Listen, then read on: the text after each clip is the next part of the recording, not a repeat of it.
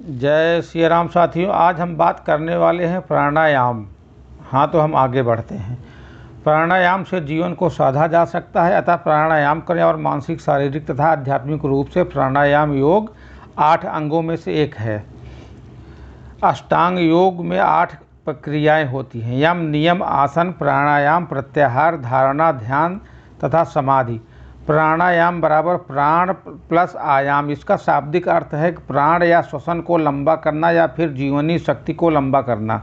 प्राणायाम का अर्थ कुछ हद तक श्वास को नियंत्रित करना हो सकता है, परंतु श्वास को कम करना नहीं होता। प्राण या श्वास का आयाम या विस्तार ही प्राणायाम कहलाता है। हठ योग प्रदीपिका में कहा गया है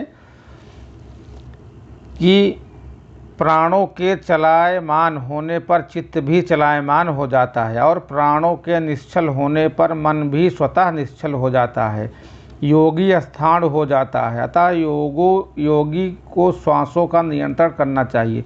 यह भी कहा गया है, जब तक शरीर में वायु है तब तक जीवन है। वायु का निष्क्रमण निकलना ही मरण है, अतः वायु का निरोध करना चाहिए। परिचय: प्राणायाम 2 शब्दों के योग से बना है।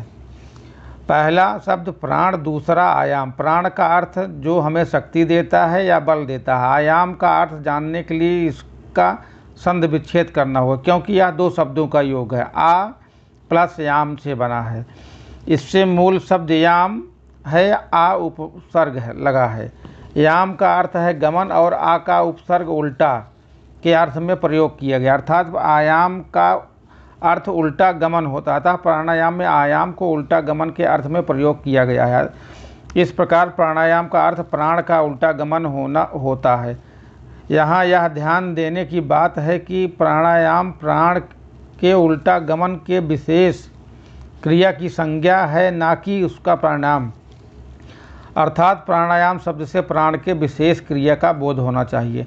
प्राणायाम के बारे में बहुत सी ऋषियों ने अपने अपने ढंग से कहा है, लेकिन सभी के भाव एक ही जैसे हैं। पतंजलि का प्राणायाम सूत्र एवं गीता में, जिसमें पतंजलि का प्राणायाम सूत्र कुछ महत्वपूर्ण माना जाता है, जो इस प्रकार है: श्वास प्रश्वास के गति को अलग करना प्राणायाम है। इस सूत्र के अनुसार प्राणायाम करने के लिए सबसे पहले सूत्र सम्यक व्याख्या होनी चाहिए, लेकिन पतंजलि के प्राणायाम सूत्र की व्याख्या करने से पहले हमें इस बात का ध्यान देना चाहिए कि पतंजलि ने योग की क्रियाओं एवं उपायों को योग सूत्र नामक पुस्तक में सूत्र रूप में संकलित किया है, और सूत्र का अर्थ ही होता है एक निश्चित नियम जो गणितीय एवं विज्ञान सम्मत हो। यदि सूत्र की सही व्याख्या नहीं हुई तो उत्तर सत्य से दूर एवं प्राणायाम शून्य होगा। यदि पतंजलि के प्राणायाम सूत्र के अनुसार प्राणायाम करना है तो सबसे पहले उनके प्राणायाम सूत्र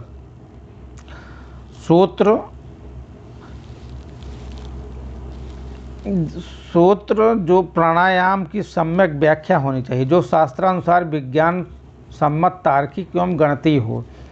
इसी व्याख्या के अनुसार क्रिया करना होगा। इसके लिए सूत्र में प्रयुक्त शब्दों का अर्थबोध होना चाहिए तथा उसमें दी गई गति का विच्छेद की विशेष युक्त को जानना होगा। इसके लिए पतंजलि के प्राणायाम सूत्र में प्रयुक्त शब्दों का अर्थबोध होना चाहिए। प्राणायाम प्राण अर्थात सांस, आयाम दोनों सांसों में की दूरी बढ़ाना, श्वास और निश्वास की गति को नियंत्रण कर रोकने व निकालने की क्रिया को कहा जाता है। श्वास की धीमी गति से गहरी खींचकर रोकना व बाहर निकालना प्राणायाम के क्रम में आता है। श्वास खींचने के साथ भावना करें कि प्राण शक्ति श्रेष्ठता श्वास के द्वारा अंदर खींची जा रही है।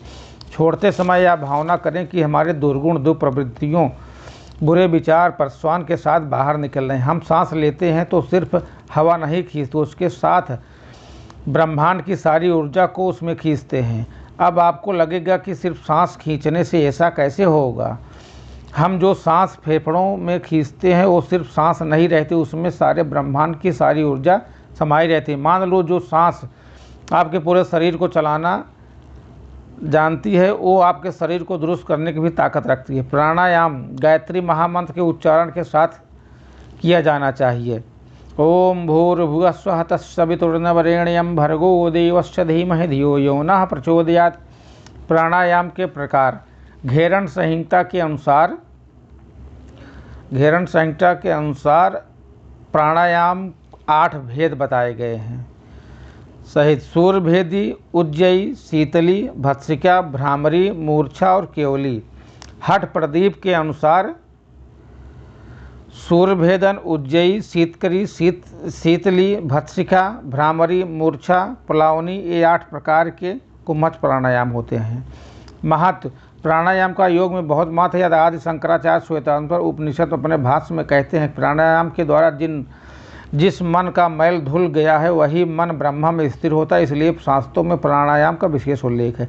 स्वामी विवेकानंद ने इस विषय में अपना मत व्यक्त करते हुए इस प्राणायाम में सिद्ध होने पर हमारे मानो अनंत शक्ति का द्वार खुल जाता है। मान लो किसी व्यक्ति की समझ में प्राण का विषय पूरी तरह आ गया और वह उस पर विजय प्राप्त करने में भी कृतकार्य हो गया, तो फिर संसार में ऐसी कौन सी शक्ति है जो उसके अधिकार में ना आ जाए। उसकी आज्ञा से चंद्र सूर्य अपनी जगह से हिलने लगते हैं। क्षुद्रतम परमाणु से बृहत्तम सूर्य तक सभी उसके वशीभूत हो जाते हैं, क्योंकि उसमें प्राण को जीत लिया है। प्रकृति को वशीभूत करने की शक्ति प्राप्त करना ही प्राणायाम की साधना का लक्ष्य है। सावधानी: सबसे पहले 3 बातों की आवश्यकता है। विश्वास, सत्य भावना, दृढ़ता करने से पहले हमारे शरीर से और बाहर से शुद्ध होना चाहिए। एक पंक्ति में अर्थात सीधी होनी चाहिए। सुखासन, सिद्धासन, पद्मासन, वज्रासन, किसी भी आसन में बैठे, मगर जिसमें आप अधिक देर बैठ सकते हैं उसी आसन में बैठे। प्राणायाम करते समय हमारे हाथों को ज्ञान या किसी अन्य मुद्रा में होनी चाहिए। प्राणायाम करते समय हमारे शरीर में कहीं भी किसी भी प्रकार का तनाव नहीं होना चाहिए। तनाव में प्राणायाम करें तो उसका लाभ नहीं मिलेगा। प्राणायाम करते समय अपनी शक्ति का अतिक्रमण न करें। हर सांस का आना जाना बिल्कुल आराम से होना चाहिए। जिन लोगों को उच्च रक्तचाप की शिकायत है उन्हें अपना रक्तचाप साधारण होने के बाद धीमी गति से प्राणायाम करना चाहिए। यदि ऑपरेशन हुआ है तो 6 महीने बाद ही प्राणायाम करें, धीरे धीरे अभ्यास करें। हर सांस के आने जाने के साथ ही मन ओम का जाप करें।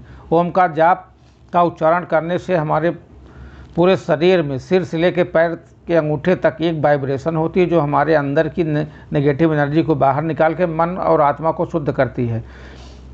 भत्सिका प्राणायाम: सुखासन, सिद्धासन, पद्मासन, वज्रासन में बैठे नाक से लंबी सांस फेफड़ों में ही भरें, फिर लंबी सांस फेफड़ों से ही छोड़े। सांस लेते और छोड़ते समय एक साथ दबाव बना रहे। हमें हमारी गलतियां सुधारनी है। एक तो हमारी पूरी सांस नहीं लेते और दूसरी हमारी सांस पेट में चली जाती है। देखिए, हमारे शरीर में 2 रास्ते हैं, एक नाक श्वसन नलिका फेफड़े और दूसरा मुंह अन्न नलिका पेट। जैसे फेफड़ों को हवा शुद्ध करने की प्रणाली है वैसे पेट में नहीं है। उसी के कारण हमारे शरीर में ऑक्सीजन की कमी महसूस होती है और उसी के कारण हमारे शरीर में रोग जुड़ते हैं। लाभ: हमारा हृदय सशक्त बनाने के लिए है, हमारे फेफड़ों को सशक्त बनाने के लिए है, मस्तिष्क से संबंधित सभी व्याधियों को मिटाने के लिए है। यह भी लाभदायक है। पार्किंसन, पैरालिसिस, लूलापन इत्यादि स्नायुओं से संबंधित सभी व्याधियों को मिटाने के लिए, भगवान से नाता जोड़ने के लिए। कपालभाति प्राणायाम: सुखासन, सिद्धासन, पद्मासन, वज्रासन में बैठे और सांस को बाहर फेंकते समय पेट के अंदर की तरफ धक्का देना ही इसमें सिर्फ सांस को छोड़ते रहना। 2 सांसों के बीच अपने आप सांस अंदर चली जाएगी। जानबूझकर सांस को अंदर नहीं लेना चाहिए। कपाल कहते हैं मस्तिष्क के अग्रभाग को, भाति कहते हैं ज्योति को, क्रांति को, तेज को। कपालभाति प्राणायाम लगातार करने से चेहरे का लावण्य बढ़ता है। कपालभाति प्राणायाम धरती की संजीवनी कहलाता है। कपालभाति प्राणायाम करते समय मूलाधार चक्र पर ध्यान केंद्रित करना होता है।